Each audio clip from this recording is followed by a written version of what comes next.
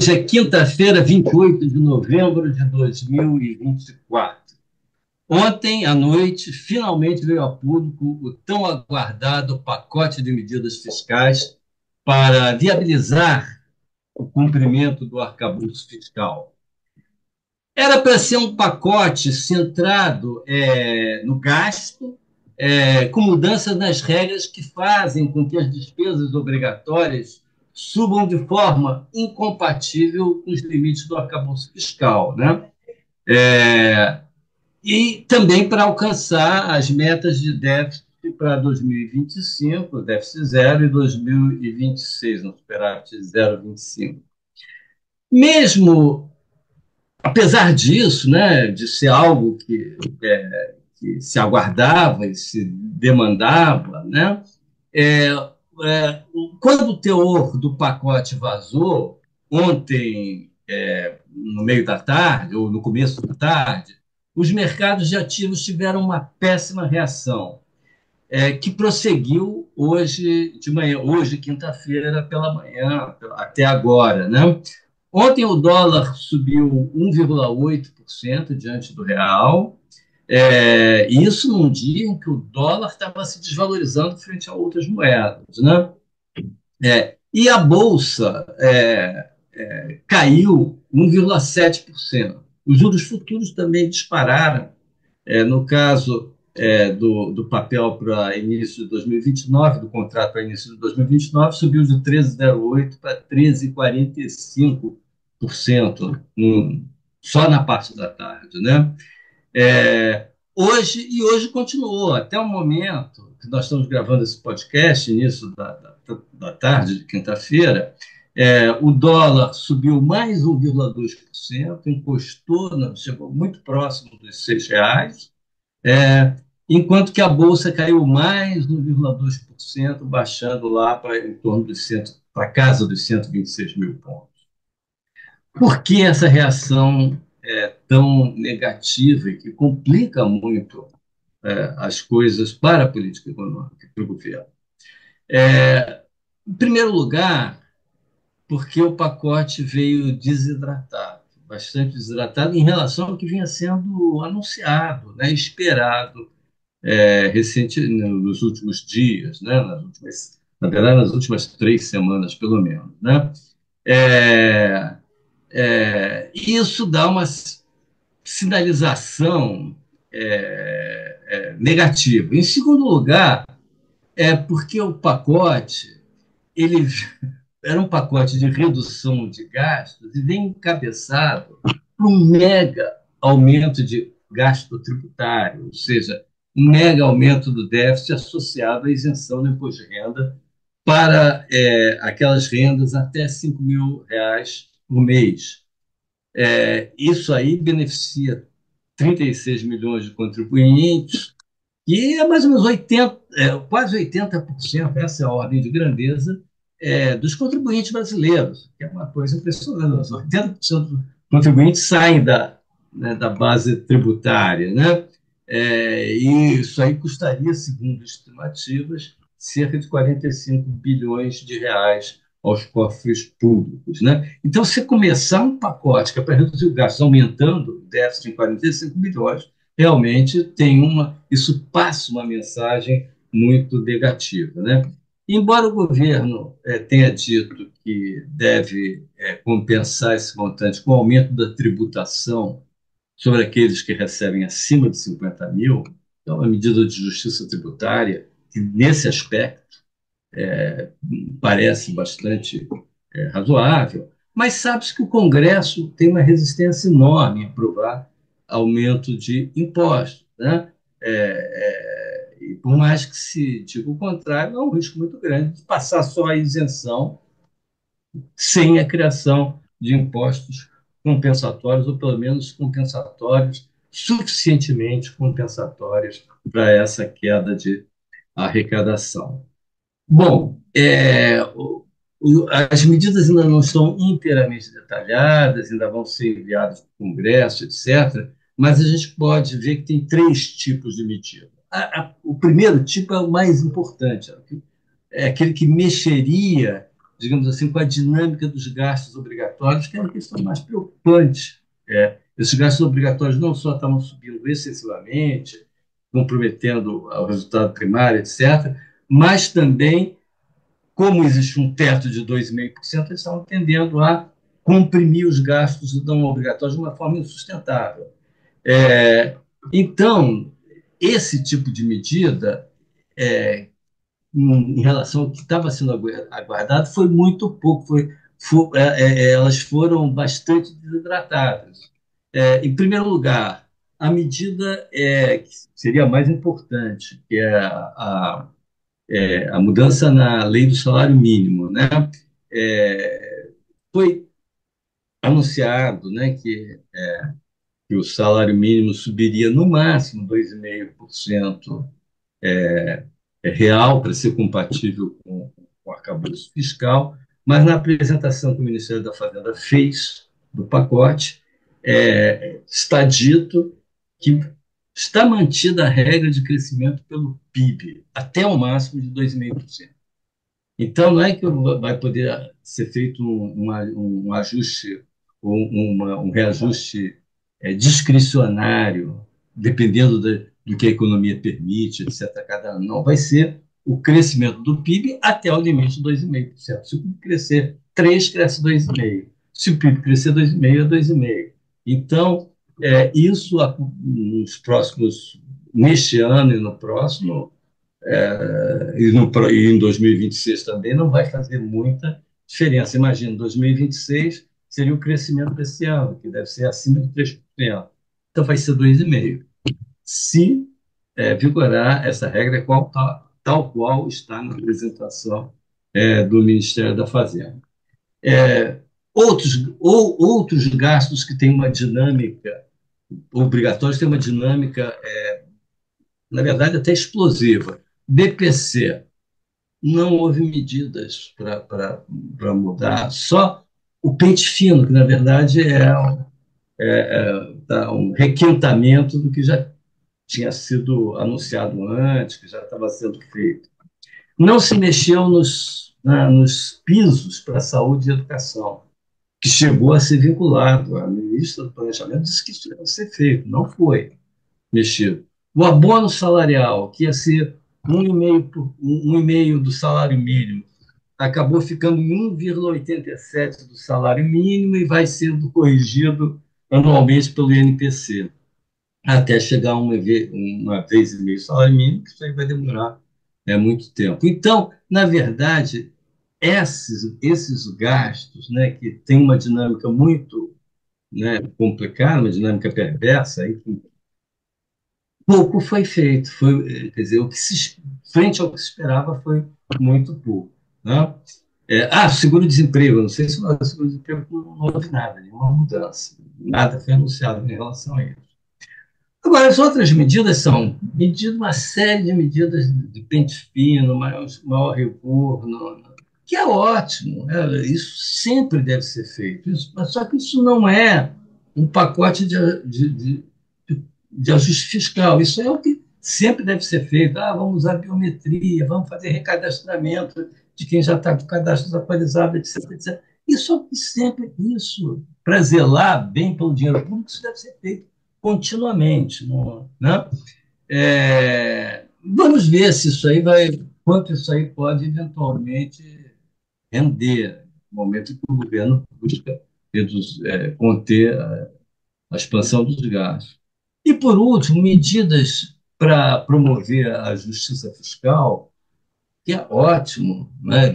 Mas deveria talvez ser discutido em outro contexto, que é importante, porque a gente realmente tem uma estrutura tributária que, em muitos aspectos, é uma estrutura regressiva, etc. Então, você fazer o imposto sobre os que ganham mais de 50 mil reais para compensar os que ganham menos, que poderiam ter aliviado o peso tributário. Isso é uma coisa justa, é ótimo, mas isso não tem um impacto, isso provavelmente sequer vai acontecer.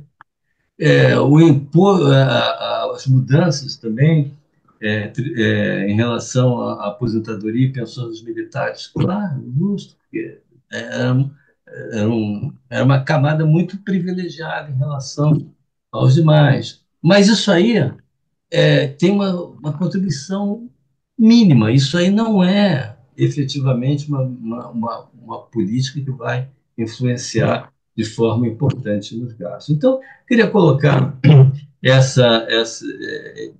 colocar essa questão de uma forma mais geral, né? Por que, tentando entender aqui por que houve essa reação negativa, mas vamos agora aguardar aí o detalhamento das medidas para poder, inclusive, fazer estimativas quantitativas mais minimamente precisos, né? Que a gente só vai poder fazer isso na medida que as medidas sejam detalhadas, enviadas ao Congresso, etc, etc. Mas então, essa é a minha impressão inicial. Eu passo aqui para a Margarida, depois para o Lixa, para eles também fazerem, apresentarem como eles viram esse, esse pacote Pacote. que foi anunciado. Margarida. De fato, Francisco Eduardo, a revisão dos gastos, a revisão da dinâmica dos gastos obrigatórios, essa realmente não foi feita, né? O salário mínimo, inclusive, ficou com uma regra um pouco diferente daquela que a gente esperava, né? Mas aí que eu ainda chamo atenção para algumas outras regras que aparecem nesse pacote, né? Regras em relação às emendas parlamentares, que é algo que tem dado assim muito trabalho na elaboração do orçamento desde 2015 para cá, particularmente 2021, 2022, elas cresceram muito, é sempre um objeto aí de muita briga, muita disputa entre o Executivo e o Congresso, que argumentam com os congressistas, nós temos que participar do orçamento, que nós fomos eleitos, e o executivo diz, não, mas peraí, eu estou com o orçamento apertado, eu preciso disso, enfim. E aqui tem uma tentativa de equacionar um pouco isso, que eu acho que é um ponto positivo, né? Porque ela limita o crescimento das emendas impositivas ao arcabouço fiscal, que é algo que também começa a entrar dentro do arcabouço. Acho que entra dentro. Quanto mais gasto entrar na regra do teto do gasto, 0,6 até 2,5 acima da inflação de crescimento, é bom, porque suaviza, adia, né? Aumenta a possibilidade do gasto teto ser cumprido. Então, essas emendas impositivas, que agora sujeitas, o crescimento delas, são as emendas individuais e de bancada. Para as emendas não impositivas, que é a terceira categoria de emendas parlamentares, são aquelas antigas emendas de comissão, emendas de relator, né? Que isso deu origem, elas acabaram por regra do Tribunal Superior, do Supremo Tribunal Federal, e viraram, então, emendas de comissão. Elas não são impositivas, mas também são discricionárias e sempre tem a discussão, na hora de cortar uma despesa discricionária, o executivo quer cortar aí, e o Congresso diz não, aí não. Então, agora também teremos uma regra, elas não poderão ter crescimento real. E 50% das emendas de comissão irão para o Sistema Único de Saúde. E quando houver a necessidade de bloqueio de despesas discricionárias, que as obrigatórias não podem ser nem contingenciadas nem bloqueadas, o bloqueio será proporcional aos bloqueios do poder executivo, limitado a 15% do total das emendas. Então, tem uma trava. O executivo, para o ano que vem, por exemplo, esse valor de 15% dessas emendas de comissão respondem por 7,5 bilhões de reais para o orçamento do ano que vem. Então, isso é uma coisa também bastante boa, né? Uma manobra contábil que entrou nessa discussão também nesse pacote. Pelas novas regras, isso é PEC, tem que ser passado é uma PEC, é uma proposta de emenda complementar, o que eu vou citar agora. 20% da complementação da União ao Fundeb será para a criação e manutenção de matrículas em tempo integral na educação básica pública. Essa medida, ela envolve aí 4,8 bilhões de reais para o ano que vem. Aqui tem uma manobra contábil, que é a seguinte: o Fundeb, nas regras atuais do arcabouço, tem as suas despesas fora do teto de gastos. E com esta medida, se ela for aprovada por uma PEC, né, que eu imagino que seja, o Fundeb pode, então, garantir aqueles gastos mínimos com educação, que são gastos constitucionais. Então, nós temos aí 4,8 bilhões de reais para o ano que vem, que é um espaço fiscal que foi aberto no teto do gasto primário. Porque as emendas, gasto mínimo com educação, e saúde também, né? Educação está dentro do gasto primário, do teto do gasto, e o Fundeb está fora. Então, quando você permite que o Fundeb possa financiar parte do mínimo com educação, você libera 4,8 bilhões de reais no gasto sujeito ao. Tá? Então, isso não gostei. Eu não acho bom, porque quanto mais despesa fora do teto, é pior pela transparência, pela credibilidade, por todas essas questões que a gente já vem colocando há tanto tempo. E uma coisa que chama atenção é que o impacto para 2025 desse pacote fiscal é de 30,6 bilhões de reais. Para o ano que vem, 41,3, totalizando os 70 bi que está todo mundo falando. Agora, para o ano que vem, o grosso desses 30 bi de corte de gastos, vamos dizer assim, vem do Fundeb, 4,8 bi só daí.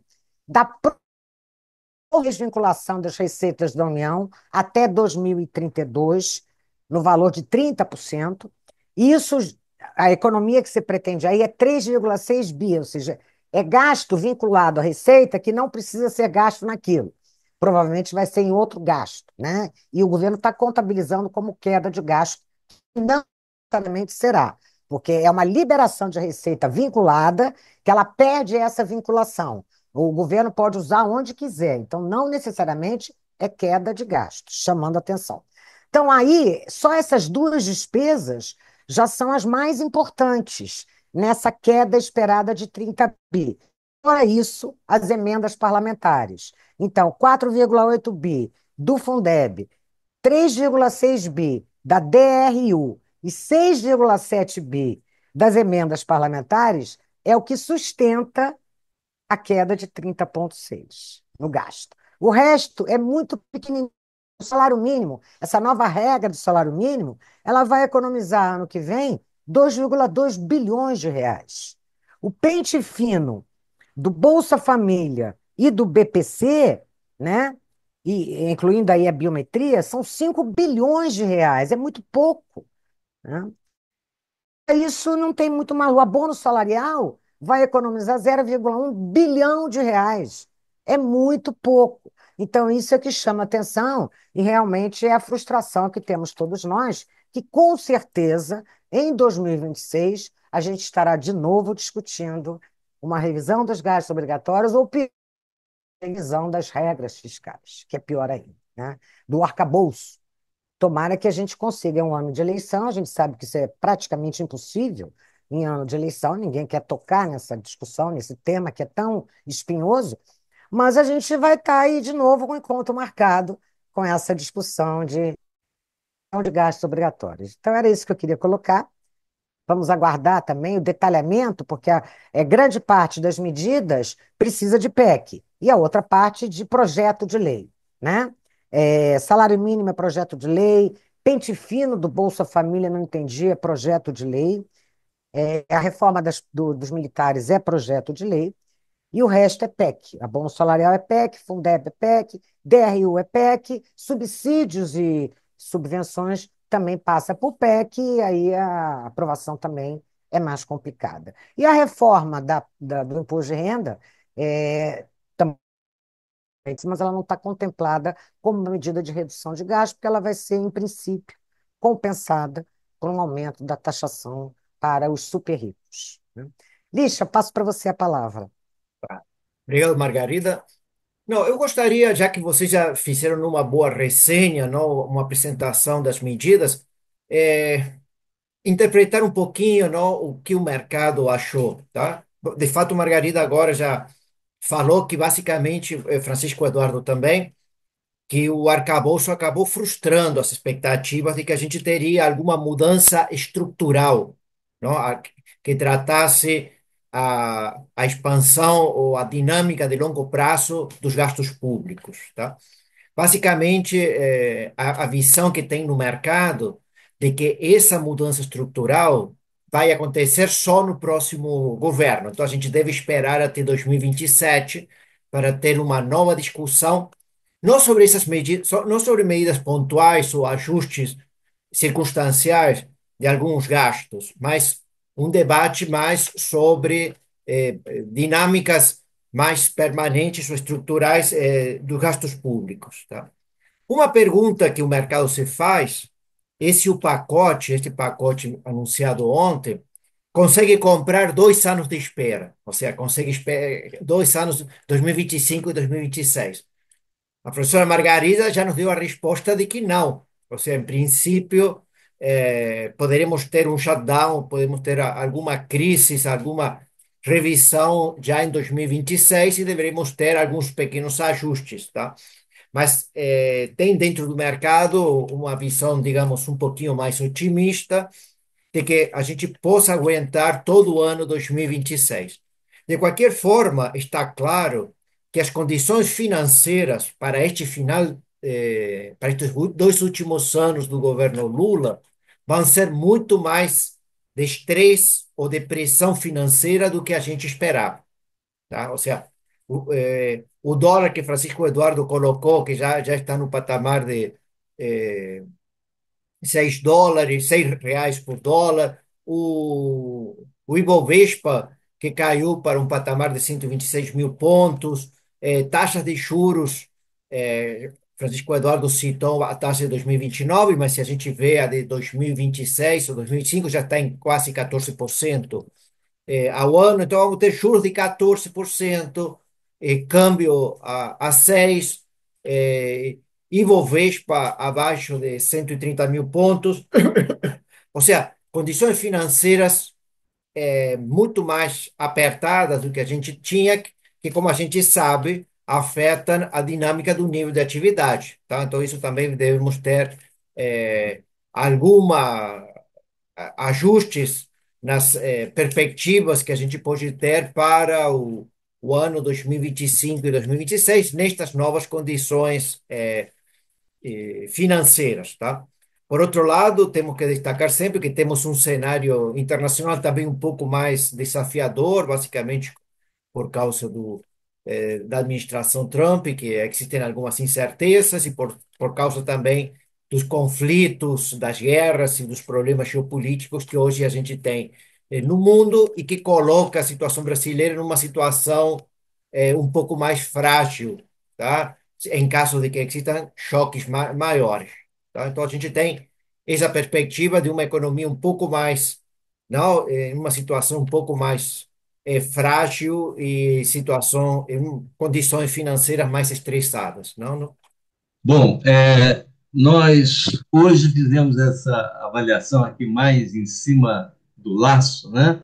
Uma primeira impressão aí sobre o pacote fiscal, e a reação dos mercados, né, a esse pacote. Mas no futuro nós voltaremos a esse tema na medida em que ele ficar mais claro, mais concretizado, né, em medidas que mostrem, que nos permitam estimar a sua dimensão, né? Ficamos então por aqui e até a próxima quinta-feira com mais um podcast do Grupo de Conjuntura. Até lá.